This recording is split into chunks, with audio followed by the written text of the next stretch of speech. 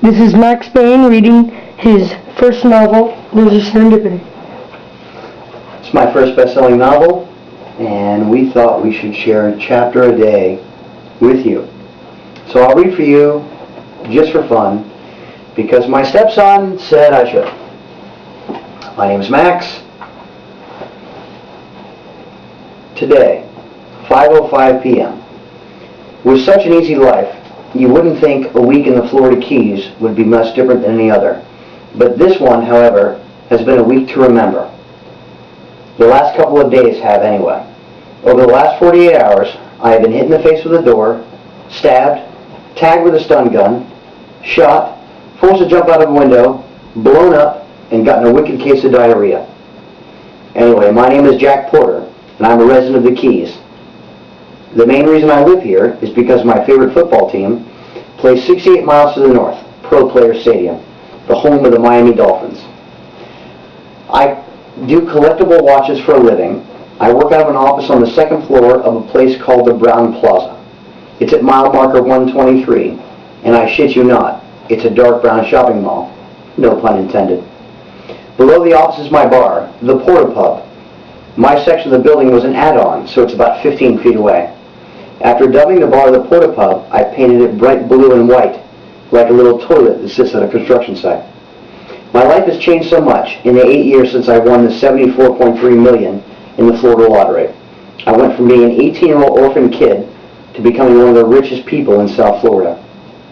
The tourism is wonderful here in the Keys, but our environment is so basic it is incomprehensible to those who have never lived it, which is one of the reasons I choose to live here instead of Miami.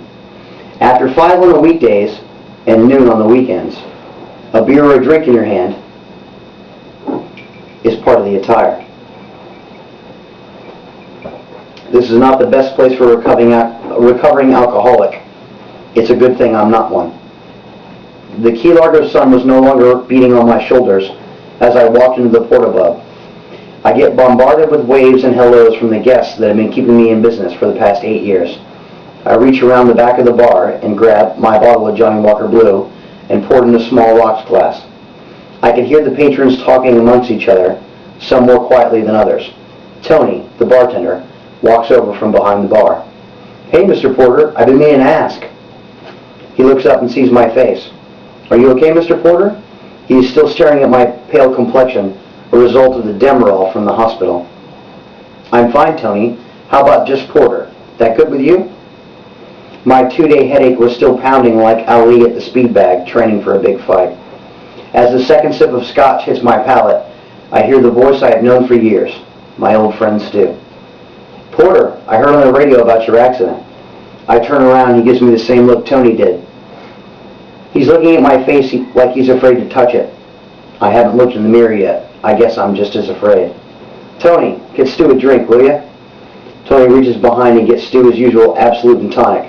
A guy in a Speedo bathing suit cuts in between us. He looks at my face and goes to the other side of Stu. "So what's up, Porter? You want to talk in your office?" Stu asks, having no idea what's about to happen. And I guess that's a good thing. "Let me go to the men's room first and order yourself another. Then we'll go up." I walk into the bathroom and do my thing. I couldn't stop thinking of the past 2 days. The perfect plan had come into a big nightmare. I still haven't a clue how Stu was involved, but I'll find out in a minute. I finish and walk to the sink to wash my hands, like a good little boy. As soon as I look in the mirror, I knew it was a mistake.